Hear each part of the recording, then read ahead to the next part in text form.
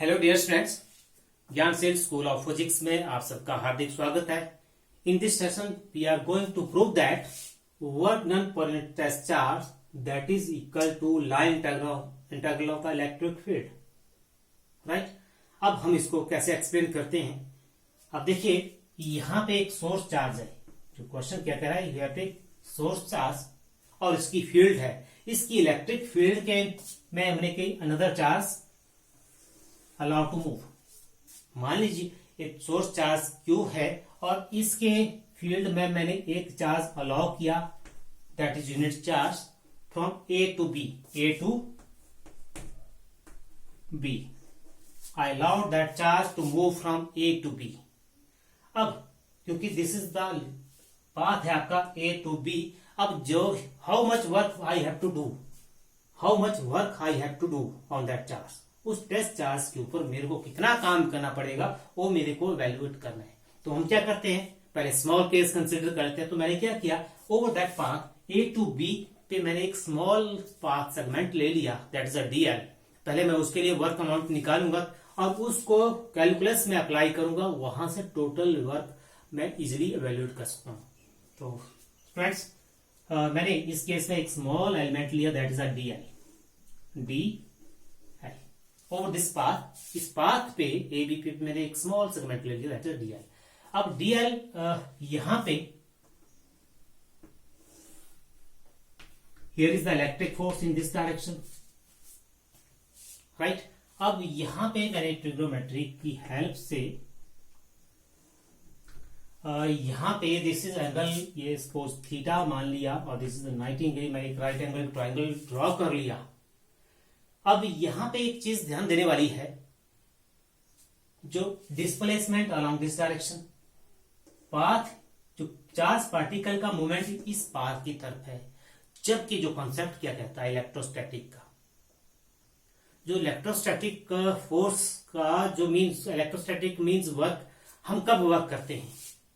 इससे पहले मैं एक बहुत कॉमन सा एग्जांपल आपको यहां पे देना चाहता हूं। मान लीजिए आपके पास एक बोट है, राइट, और जो बोट है वो आप स्टिल, आपके पास एक रिवर है और वो आपने वहां पे उसको रख दिया, और वो रिवर, उसके ऊपर जो stream along the direction of the stream, वो बोट अपने आप ही मूव कर जाती है।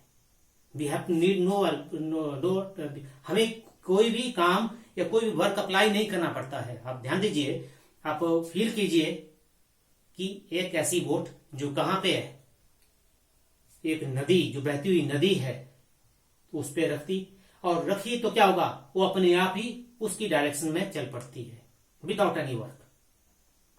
आपको वर्क कब करना पड़ता है, जब आप उस स्ट्रीम के अपोजिट में उस बोट को ले जाते हैं, तब आपको काम करना पड़ेगा। तो similar the case is here. अगर चार्ज आपका यहां पे है, चार्ज हियर, राइट, परंतु चार्ज का डिस्प्लेसमेंट तो यहां पे है। हमने केस कहां लेना है, अपोजिट डायरेक्शन में। तो अपोजिट डायरेक्शन कहां है, इलेक्ट्रिक वेक्टर इस डायरेक्शन में लग रहे हैं, तो हमारा मूवमेंट कहां होना चाहिए, जैसे बोट और स्ट्रीम का था, in the opposite of that electric force. तो इट मीन्स मूवमेंट हमारा इस डायरेक्शन में होना चाहिए, इस डायरेक्शन में होना चाहिए मूवमेंट, परंतु हमारा मूवमेंट तो इस डायरेक्शन में है। तो इसलिए हमें जो DL, जो एलिमेंट इस तरफ है, हमें अलोंग दिस, इस लाइन पे हमें DL एलिमेंट का कौन सा कंपोनेंट है जो इस डायरेक्शन में है, उसको पहले निकालना है। तो यहां पे हमने ट्रिग्नोमेट्री का कॉन्सेप्ट अप्लाई किया, राइट एंगल ट्राइंगल का। अब आप देख रहे हैं यहाँ पे this right angle triangle, this the base, और बेस की तरफ आपका कोसाइन फंक्शन होता है। तो ये आपके पास जो एलिमेंट आ गया, that is DL cos of theta. This the displacement over this path, how much work I have to do. Clear, क्योंकि यहां पे वर्क हमें अगेंस्ट द इलेक्ट्रोस्टैटिक फोर्स करना है, वर्क हमें अगेंस्ट द इलेक्ट्रोस्टैटिक फोर्स करना है। तो वही हमने किया, इसलिए हमें ये चीज करना पड़ी, राइट। तो हमने क्या किया, let unit charge allowed to move, कहां से, from A to B. Charge को हम ए टू बी मूव कर रहे हैं। वर्क डन, सीधा जाते हैं, वर्क डन ओवर स्मॉल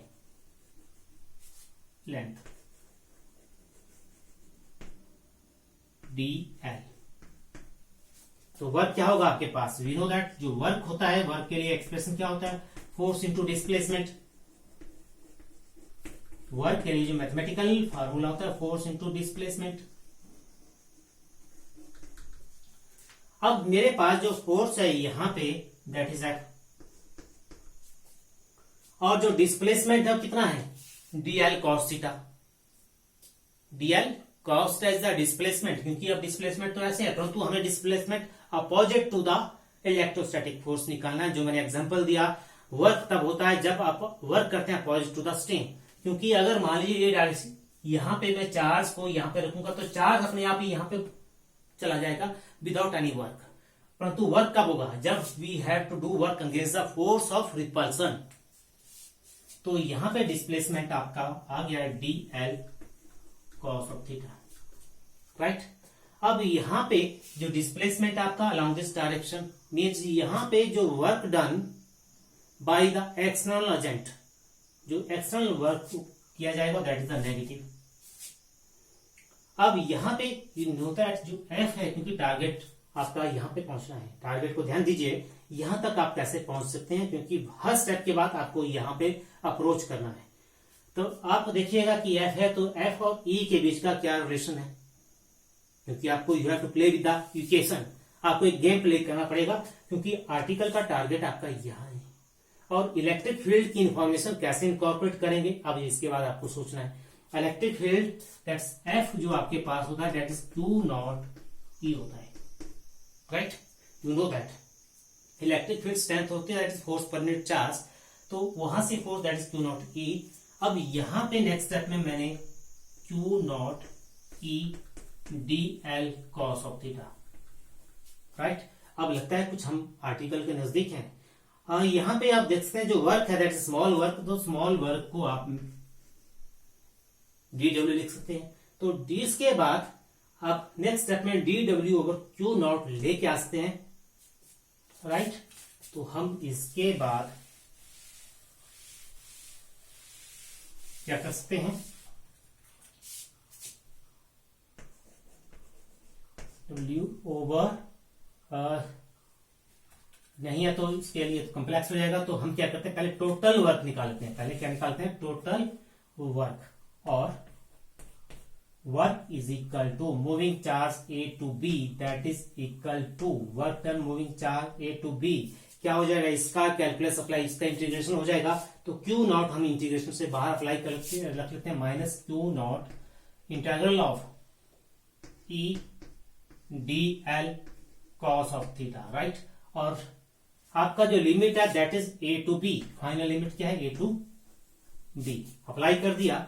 इसके बाद work A to B Q not को इस तरफ ले आए, is equal to minus integral में ए टू बी है, this is the dot product of किसका है, electric field and DL, vector A dot vector B that is A B cos of theta को अप्लाई करके हमने यहां पे उसको लिख लिया, और ये आपकी फाइनल टारगेट है which we have to prove. यही आपको पूछा गया था, which we have to prove.